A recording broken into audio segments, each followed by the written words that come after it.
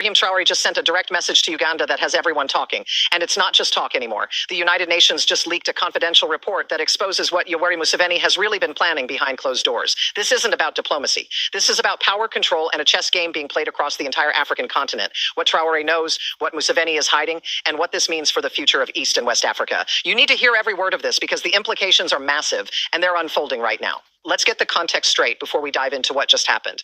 Ibrahim Traore, Burkina Faso's revolutionary leader, has been making waves across Africa since taking power. He's 35 years old, a military captain turned president, and he's been challenging the old guard, the colonial powers, and anyone who stands in the way of what he calls true African sovereignty. Traore has become a symbol, a voice for a new generation that's tired of corruption, tired of outside interference, and tired of leaders who've been in power for decades without delivering real change. On the other side, you have Yoweri Museveni, Uganda's president since 1986. That's 38 years in power. Museveni is a veteran, a political strategist who's seen leaders come and go, coups rise and fall, and international politics shift like sand. He's aligned himself carefully with Western powers, played the regional stability card, and positioned Uganda as a key ally in East Africa. But Traore doesn't play by those rules, and now these two very different leaders are on a collision course. Here's what happened in the last 72 hours. Sources close to the Burkina Faso presidency confirmed that Ibrahim Traore held a private video conference with senior officials from the African Union and representatives from several East African nations. During that meeting, Traore reportedly issued what insiders are calling a diplomatic warning directed specifically at Uganda.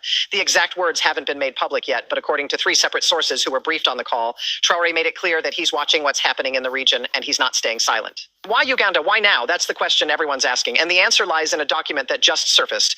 A leaked United Nations internal assessment dated less than 2 weeks ago, detailing what the UN privately believes is happening behind the scenes in Kampala. The report, which has not been officially released but has been verified by multiple diplomatic sources, lays out a pattern of behavior that suggests Museveni is executing a long-term strategy that goes far beyond Uganda's borders. The document describes what it calls strategic economic and military positioning across Central and East Africa. According to the UN assessment, Museveni has been quietly expanding Uganda's influence through a combination of military deployments, economic agreements, and diplomatic pressure on smaller neighboring states. The report specifically mentions troop movements into the Democratic Republic of Congo under the guise of peacekeeping operations, but with dual purposes that include securing mineral-rich territories and establishing permanent Ugandan military presence in strategically vital areas. But it doesn't stop there. The leaked UN report goes further. It details financial agreements that Uganda has signed with foreign corporations, many of them linked to Western interests, that grant exclusive access to natural resources in exchange for military and logistical support. The report uses careful language, but the implication is clear. Museveni is positioning Uganda not just as a regional power, but as a gateway for external actors who want access to Africa's wealth without the messy optics of direct intervention. Now, here's where it gets even more intense. The UN document includes a section on what it calls influence operations targeting West African nations. And this is where Ibrahim Traore enters the picture. According to the assessment, Ugandan intelligence services have been working with international partners to monitor and, in some cases, actively undermine the stability of governments that challenge the status quo. The report doesn't name Burkina Faso directly, but diplomatic analysts who've reviewed the document say the descriptions match perfectly with the kind of pressure Traore's administration has been facing since he came to power. Think about what this means. Traore kicked out French forces. He challenged the economic frameworks that have kept Burkina Faso tied to former colonial powers. He's forged new alliances with Russia, with Mali, with Niger. He's become the face of a movement that's spreading across the Sahel, a movement that directly threatens the interests of those who've benefited from keeping Africa divided and dependent. And if Museveni is playing the role the UN report suggests, then he's not just a regional leader. He's a gatekeeper, an enforcer for a system that Traore is trying to dismantle. Sources inside the African Union say that Traore's message to Uganda wasn't a threat. It was a signal. A clear statement that he knows what's happening, that he's not intimidated, and that he's prepared to respond if Uganda's activities cross certain red lines. One AU official speaking on condition of anonymity said Traore's exact words during the conference were chilling in their calm precision. "We see you," Traore reportedly said, "and we will not." But here's the twist that nobody saw coming.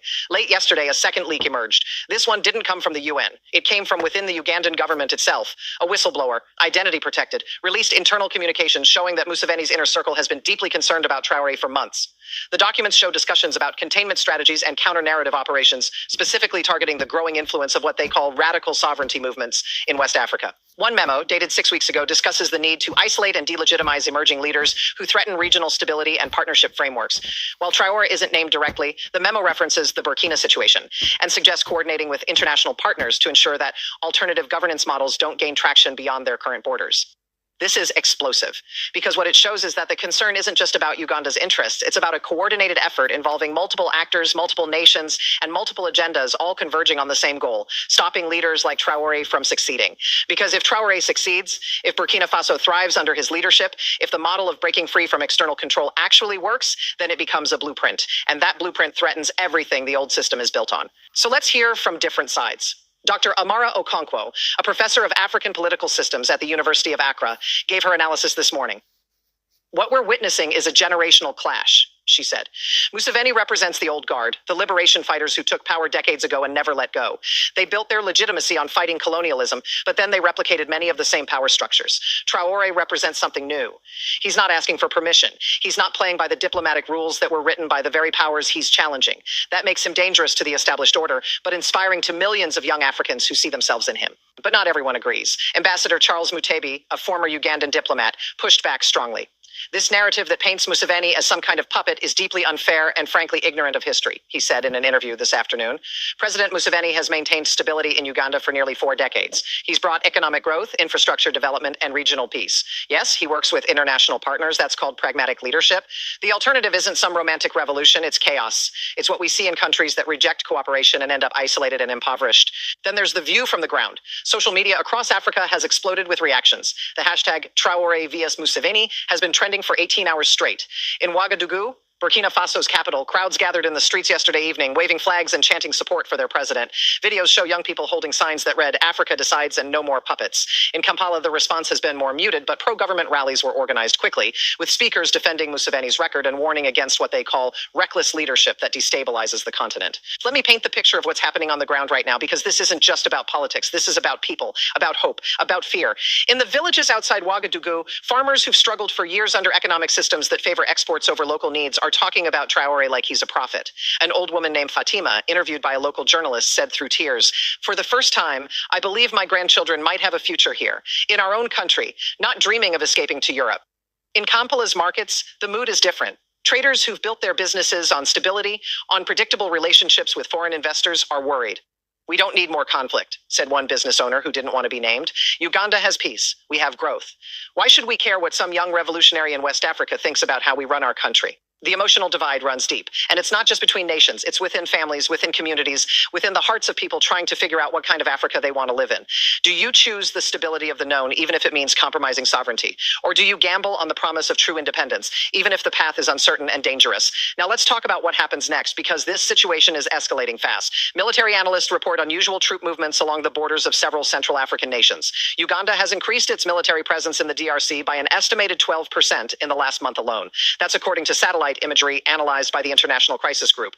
Meanwhile, Burkina Faso, Mali, and Niger, the 3 nations forming what's being called the Alliance of Sahel States, have announced joint military exercises scheduled for next month. The economic implications are staggering. Foreign investors are watching closely. A report from the African Development Bank released just this morning warns that escalating tensions between different governance models in East and West Africa could lead to capital flight and reduced foreign direct investment across the continent. Stock markets in Nairobi and Lagos have shown increased volatility over the past week. But there's another layer to this. China has been conspicuously quiet. Beijing has significant investments in both Uganda and Burkina Faso. Chinese state media has published exactly 2 brief articles on the situation, both carefully neutral in tone. Analysts believe China is watching to see which way the wind blows before committing to a position. Russia, on the other hand, has been more vocal. Russian state media has run several pieces sympathetic to Traore's position, framing the conflict as African nations asserting independence against neocolonial pressure. The United States State Department issued a statement yesterday calling for dialogue and restraint, but stopped short of taking sides. European Union representatives have been more direct, with the EU's chief diplomat warning against destabilizing rhetoric without naming specific leaders. France, notably, has said almost nothing publicly, though sources suggest intense diplomatic activity behind the scenes. Here's what most people don't know yet. There's a third document, and this one might be the most significant of all. A proposal that was circulated among African Union members 3 months ago, before any of this became public. The proposal, authored by a coalition of younger African leaders and civil society organizations, calls for a fundamental restructuring of how African nations interact with foreign powers. It advocates for collective bargaining, resource sovereignty, and new frameworks for military and economic partnerships that prioritize African interests. The proposal was quietly shelved. Older leaders, including Museveni, reportedly opposed it strongly, arguing it was unrealistic and would damage relationships that have taken decades to build. But Traore? He was one of its strongest supporters, and sources say he hasn't given up on it. In fact, some believe that his recent actions are part of a broader strategy to revive that proposal, to build momentum for a fundamental shift in how Africa engages with the world. If that's true, then what we're watching isn't just a diplomatic spat between two leaders. It's the opening move in a much larger game, a game about the future direction of an entire continent, a game where the stakes are measured not in political points, but in the lives and futures of over 1 billion people. So here's the question you need to ask yourself. What kind of Africa do you want to see? An Africa that plays it safe, that maintains stability through compromise and partnership with external powers, or an Africa that takes risks, that demands sovereignty even when the path is uncertain? There's no easy answer. Both sides have valid points. Both sides have real concerns. But one thing is absolutely certain. What happens between Ibrahim Traore and Yoweri Museveni in the coming weeks and months will shape the trajectory of African politics for the next generation.